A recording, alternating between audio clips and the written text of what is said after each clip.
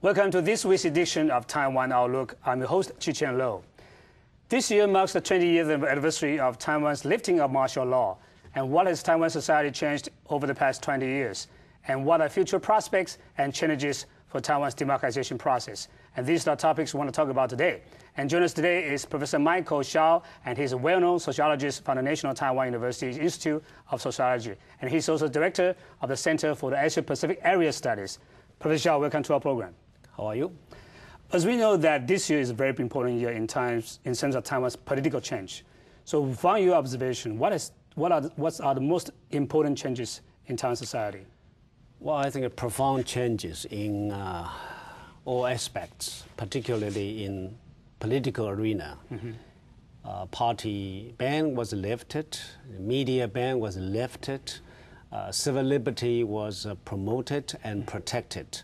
And so in a way, the mindset is being changed, say, 20 years ago compared to today. So I think this is really a what we call it a great milestone for Taiwan's political, social landscapes. Yeah, but some people also read about this kind of transitional development in Taiwan. In other words, there are also some legacies or relics of the authoritarian period.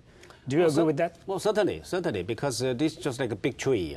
This tree has been grown for 60 years, and now you cut the top of the stem, but the root's still there.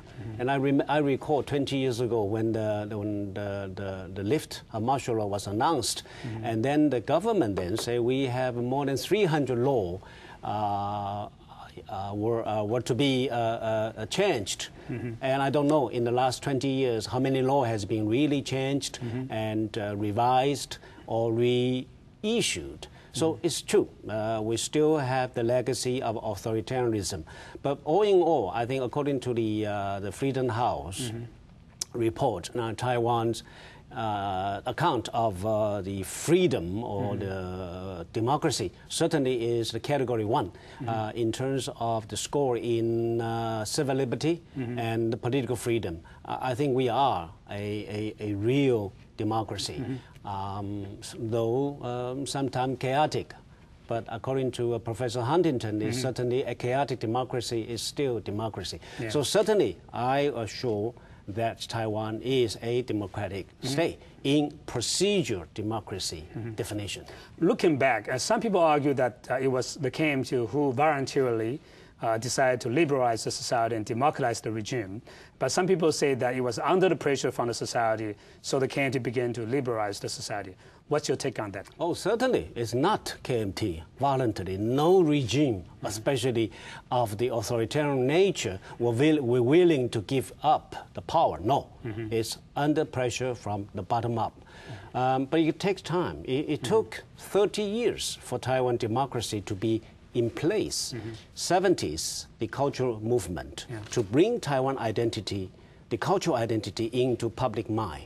That was in the 1970s. And 1980s, these 20 kinds of a social movement that forced the government to change environment policy, labor policy, agriculture policy, all aspects. So therefore, in the 90s, constitutional political changes. So therefore, it took 30 years for the authoritarian regime to accommodate, to adjust. So it's as if it looked like that the KMT on top of. No, KMT was forced to lift, and especially in the mid-1980s, when Jiang Jingguo, late President Jiang Jingguo, announced, publicly said that Taiwan is going to lift the martial law. There was 86.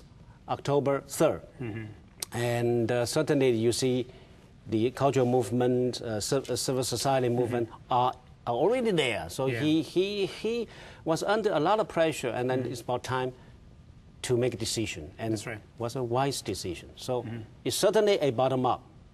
It's not voluntarily, it's involuntarily voluntary to accept the pressure, the demand from the social movement and from the oppositions. As you mentioned earlier, that the society now seems to be somewhat chaotic, although it's a dynamic or chaotic democracy.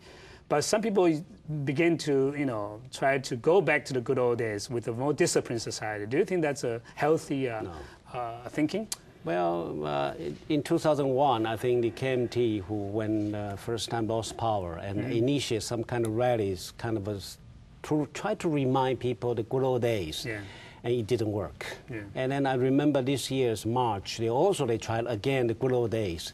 It didn't raise any consciousness that we should go back. People are not very happy with how democracy works. That's true. But no one at all wanted to go back. I think that's gone. Yeah. We are in the democratic consolidation. The consolidation means we have to make it consolidated. That's right. And we have to make it right. So I don't think there's any social foundation or the public consciousness to want to go back. No. There's no such a thing called good old days. It's a bad old days. Let's talk about political arena. As we know that with the open up of the political system, there are more and more influence from the society, especially from the so-called people with money, with the mafia connections and so on. So the so-called black gold has been a very rampant situation in Taiwan. Do you think the so-called black gold situation is getting worse or improved? Well, I think it's there. It was there. Under the dictatorship or authoritarian, the goal is related to party. Goal is related to power. So therefore, nobody knows what's going on. And now as the system is more open, so it's easy to be exposed. So it was there, and it's still here. Now, what we are lacking is the regulation, is the norm. Certainly we can accept the relationship between money, business, and government, and the rational policy making in all kinds of policies. And if the business is completely under control, under the state government, that is not democracy. That's right. So we need the regulation. We need some kind of a regulated money-power relationship. So it's true. We haven't that. And then plus the media is much more open, easier to find out what's wrong.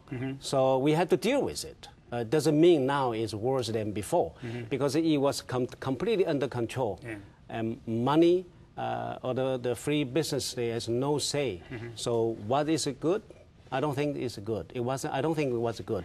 I'm not trying to defend now. Is the black gold is good? No, it's not good. But we need why not have a good gold? No, not black gold. So at least it's more transparent than we had in the past, right? Yeah. You cannot hide now. That's right. And as we know that the legislature passed the so-called sunshine laws, some of the sunshine laws this session. Are you optimistic about the possible transparencies or future accountabilities in the legislature? Well, at least we have one, right? At least we have a law, and we have been expecting that to come. And finally, it came in the last minute. So I think it's better than no such law. But whether or not we can enforce it, and that is the challenge. And of course, Taiwan is famous for making a law very strict, high standard, but enforcement is low and relaxed. And that worries me. So I think we have to need a civil society monitor to make that law work. Another important consequence of the lifting of the martial law is the booming civil society in Taiwan. How do you see the development of NGOs and civil society in Taiwan in the past 20 years? Oh, yeah. I think actually, if I may say, it's actually the civil society forced democratization. I see. Civil society in the early 80s, between 1980 to 1987, that facilitated democratization. And then after the lift of martial law, certainly further promote the second wave or third wave civil society, NGOs. Yes, that's true. So it's a dialectic relationship. Certainly now, civil society is become a new paradigm. That society, the voice of society is no longer a residual. So certainly yes, but what will challenge the civil society is what's next. What are you going to promote? Under the authoritarian rule, liberty, freedom, democracy is the common goal for civil societies. Now, we have a kind of a freedom, we have a kind of a democracy. What is next? It's quality. So I think now the civil society, regardless what kind of nature, especially the advocacy civil society, has to put head together to figure out how can we contribute to a better and good quality democracy. That is the challenge. But as we know that different NGOs, they concern different or pluralistic issues and so on. And in general, Taiwan civil society is small and medium-sized as NGOs. Do they have stronger power, stronger influence over the state, do you think, in the past 20 years? In the last 20 years, yes, certainly he make democracy possible. Now that's a put focus on the last 7 years after DPP, the first democratic regime in power. I think the relationship between the formal social movement organizations and the DPP, when it was an opposition, was a good relationship. They help each other. But after that regime change, I think the relation changed because as a civil society, you are supposed to be demanding. That's right. So the relationship has been changing, become more contentious, has a tension, which is healthy. So therefore, I think the civil society wanted to DPP government accountable. And DPP government now face a lot of problems. Don't mention about the LY. They have a problem with business. They have a problem with Taiwan business in China.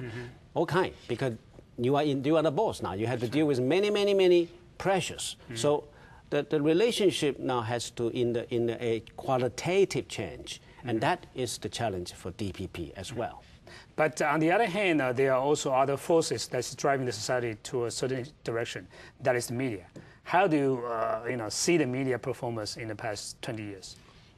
Well, if compared to the civil society or the NGOs, social movements, its contribution to democratization, I candidly say media as a whole has a limited and a very little contribution to Taiwan's democratization. You see, under authoritarian rule, media, especially television, media as a whole, it's under control. And you was not giving any free space.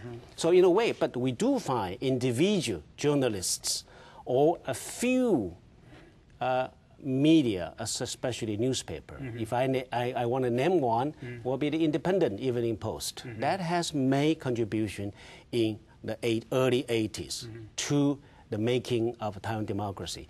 But after the 1987, lift the martial law, 1990, lift the ban of the media, now is 1,000 flowers, not 100 flowers.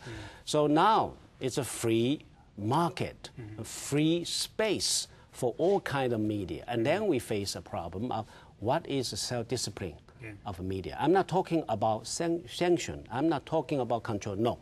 I'm 100% for freedom press. But press, when enjoy freedom, need to be self-disciplined, to know what is good. To the media as an establishment. So in a way, I would say if anyone challenge that question the quality, the amount of freedom media enjoy in Taiwan, I would say 101. But how about the civil society as a force in checking and balancing the media? Very little. And that is the problem. I think in one way, this society, when you talk about civil society, I think we have to remember civil society is not society. That's right. Civil society is organized with some purpose to change, to make society better. But society as a whole can be mixed. And so who reads media, who watch media? The common people. So therefore, there's a peeping Tom mentality.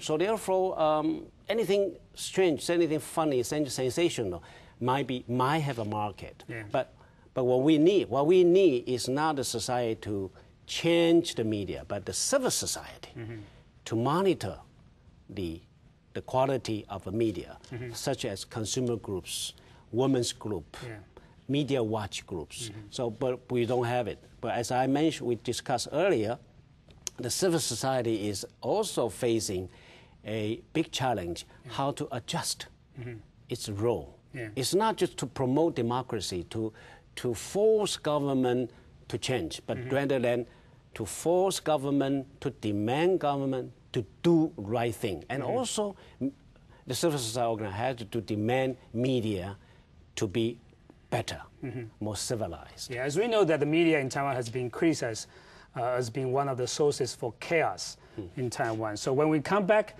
we'll talk about why was that and how can we fix the problem. Let's take a short break, and we'll be back in a few moments.